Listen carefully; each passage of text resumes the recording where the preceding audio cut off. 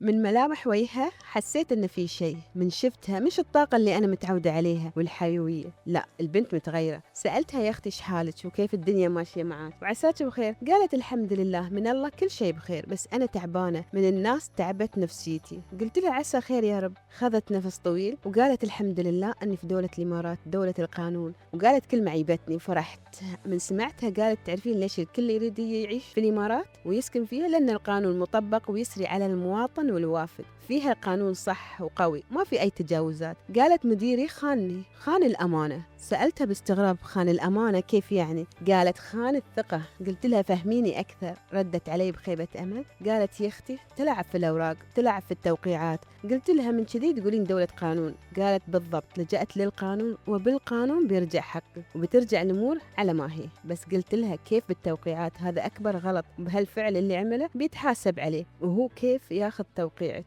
وبكرة ممكن يوقع معاملات من غير علمك. قلت لها اللي نعرفه واللي نسمعه أن المدير ينسب شغل الموظف لنفسه وتعب الموظف لنفسه، هذا الدارج بين المدراء. أما يتلاعب في التوقيع وهو كيف فكر وقبل ما يعمل هالشيء ما حط في باله أنه ممكن ينكشف وينحط في موقف لا يحسد عليه. قالت أنا منهارة نفسيا، كيف أنا وثقت فيه ونحن فريق واحد وعائلة واحدة بيننا خبز وملح. آخر شيء أنصدم منه مش قادر أكمل في الشغل معاه، وفي نفس الوقت مش محصلة وظيفة ثانية. ربي موجود بيعوضني بحصل وظيفة، لكن تعلمت أني ما أثق في أي شخص ثقة عمياء. كل ورقة في العمل لازم أدقق فيها حرف حرف. وانتهت قصتنا اليوم، ولنا لقاء مرة ثانية مع قصة جديدة الموظف والمدير.